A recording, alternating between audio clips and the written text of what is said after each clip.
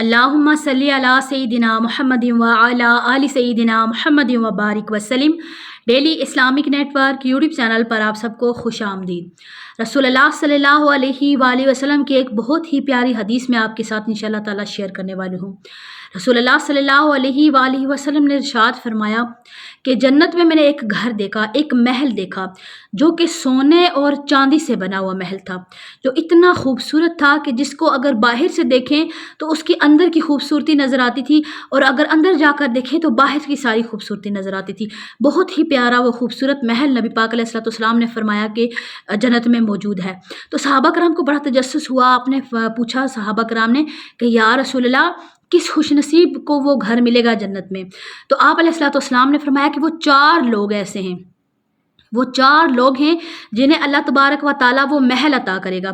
پوچھا گیا کہ یا رسول اللہ صلی اللہ علیہ وآلہ وسلم وہ 4 خوش نصیب لوگ کون ہیں کہ جن کو اللہ تعالیٰ یہ گھر وہ عطا کرے گا، وہ کون لوگ ہیں؟ تو آپ علیہ الصلوۃ والسلام نے فرمایا کہ یا باری تعالیٰ، نمبر 1 پر رسول اللہ نے فرمایا کہ نمبر 1 پر وہ عورت کہ جس نے اپنی ساری محبتیں، ساری وفائیں اپنے شوہر کے لیے سنبھال کر رکھی اور اس پر قربان کر دی۔ دوسرے نمبر پر آپ علیہ الصلوۃ والسلام نے ارشاد فرمایا کہ وہ انسان کہ جس نے بزرگی کی حالت میں، بڑھاپے میں اپنے والدین کو پایا اور ان کی خوب خدمت کی اور جنت حاصل کی، تو اللہ تعالیٰ ایسے شخص کو جنت میں داخل کرے گا، سبحان اللہ۔ اور تیسرا وہ شخص رسول اللہ صلی اللہ علیہ وآلہ وسلم نے فرمایا کہ جو لوگوں سے اچھی بات کرتا ہو، یعنی بیٹھ کر دوسرے لوگوں کی عیب جوئیاں بیان کرنا یا برائیاں بیان کرنا نہ ہو، بلکہ لوگوں سے اچھی بات کرنے والا ہو۔ قولوا للناس حسنا، لوگوں سے اچھی بات کہنے والا ہو ورنہ خاموش رہے۔ نمبر 4 پر رسول اللہ صلی اللہ علیہ وآلہ وسلم نے فرمایا کہ ایسا شخص کہ جو لوگوں کی پردہ پوشی کرتا ہو، یعنی کسی کی بات پتہ چل گئی کوئی تو اس کو بڑھا چڑھا کر بتانے کی بجائے، دوسروں کے ساتھ اس کے راز کھولنے کے بجائے اس کو چھپا کر رکھنا، پردے ڈالنا کسی کی بات پر، تو وہ محل اللہ تبارک و تعالیٰ قیامت کے دن اس شخص کو عطا کرے گا، سبحان اللہ۔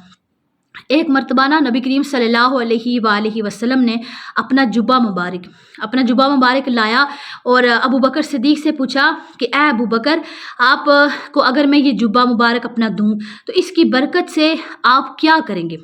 دنیا میں کیا آپ کارنامہ کریں گے، کیا کریں گے؟ تو حضرت ابو بکر صدیق نے فرمایا کہ اے اللہ کے رسول، میں ساری دنیا میں حق اور سچ پھیلا دوں گا، صداقت پھیلا دوں گا۔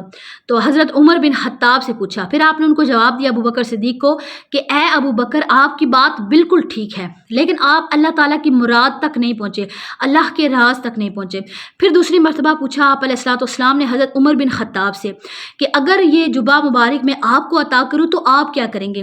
تو حضرت عمر بن خطاب نے فرمایا کہ اے اللہ کے رسول، میں ساری دنیا میں عدل اور انصاف قائم کر دوں گا۔ تو رسول اللہ صلی اللہ علیہ وآلہ وسلم نے فرمایا کہ اے عمر، آپ نے بات بالکل ٹھیک کہی ہے، لیکن آپ بھی اللہ کی مراد تک نہیں پہنچے، بات آپ کی بالکل ٹھیک ہے۔ پھر آپ علیہ الصلوۃ والسلام نے حضرت عثمان سے پوچھا کہ اگر آپ کو میں یہ جبہ مبارک عطا کروں تو آپ اس کی برکت سے کیا کریں گے؟ تو آپ نے فرمایا کہ اے اللہ کے رسول، میں سارے جہان میں حیا پھیلا دوں گا، سارے نوجوانوں کے اندر حیا ڈال دوں گا۔ تو نبی پاک علیہ السلام نے فرمایا کہ اے عثمان، بات آپ کی بالکل ٹھیک ہے، لیکن آپ بھی اللہ کی مراد تک، اللہ کی راز تک نہیں پہنچے۔